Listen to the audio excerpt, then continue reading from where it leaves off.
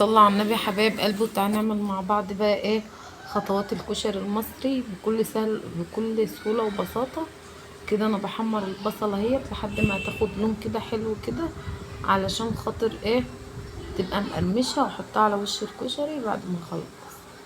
بصوا بقى انا مخلصة كل حاجة، هوريكم بقى ايه هنعمل ايه مع بعض بالظبط. كده المكرونة انا سلقتها، حطيت فيها معلقة ملح ومعلقة زيت، وغليت الميه وسقطتها لحد ما اتسلقت. والرز بشعريه، حمرت الشعريه وغسلت الرز وحطيته، وحطيت ورقه اللورا وايه وهديت على النار اول ما نشف واستوى بعد كده. ومعاكم ايه بقى تاني زي ما انتم شايفين كده. الصلصه هي ضربتها في الخلاط ببصلايه، وقمت مصفياها وعملت لها تومية في حبة زيت وشوحتهم، ونزلت على بمرقة دجاج، فلفل اسود ونطرة كمون. بعد ما خلصت حطيت بقى ايه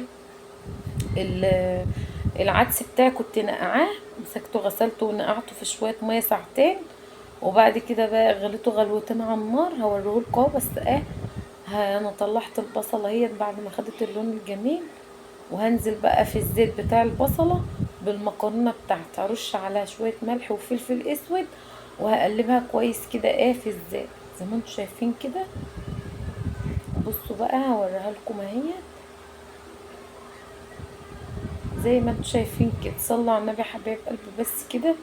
وتعالوا كده انا رشيت شوية فلفل اسود وشوية ملح اهوت. بسم الله ما شاء الله اللهم بارك. طعمه خطير خطير خطير بصراحة والله العظيم. هقلبه بقى زي ما انتم شايفين كده اهوت، بفلفلها في بعضها اهي زي ما انتم شايفين كده. بقلبها كويس علشان خاطر الفلفل والملح يدخل في كل حتة في المكرونة، عشان تبقى طعمها حلو. انا مبكترش الملح يا جماعة، خلي بالكم. بعد كده بقى ايه انا جهزت العدس اهوت، سلقته، حطيت عليه كمون وظبطت له ملحه. وبعد كده بقى ايه الميه الزياده حطيته في مصفى لما نزل الميه الزياده اللي فيه. وبعد كده ايه جبته اهوت زي ما انتم شايفين. هغرف معاكم بقى طريقه الكشري سهله وبسيطه وما فيهاش اي افتكاسات.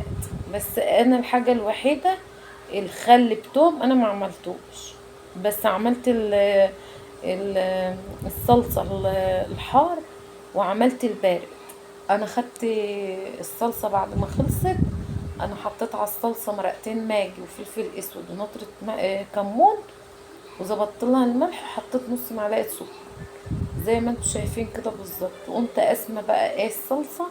عايزين تكتروا اللي بشطه ماشي، عايزين تبقوا سيبوا اللي هي من غير شطه اللي هي العاديه اكتر. شوفوا انهي حاجه اللي انتوا بتحبوه. انا عندي بيحبوا الشطه، عشان كده كترت في الصلصه بتاعت الشطه زي ما انتم شايفين كده. حطيت شويه من اللي هي البارده وشويه من ايه مكبشه من بتاعت الشطه على الوش. بصوا بسم الله ما شاء الله. تعالوا ايه هنحط شويه بصل من اللي انا محمراه على الوش. والله العظيم طبق كشري خطير خطير خطير. بكل بساطه وكل سهوله هتعمليه في ثانيه، ما خدش معايا وقت وما خدش معايا اي مجهود. التصوير ومحمد ابني تعبان، امانه عليكم تدعوا له بالشفاء، ربنا يشفيه ويعافيه هو واللي زيه ويديمها علينا نعمه.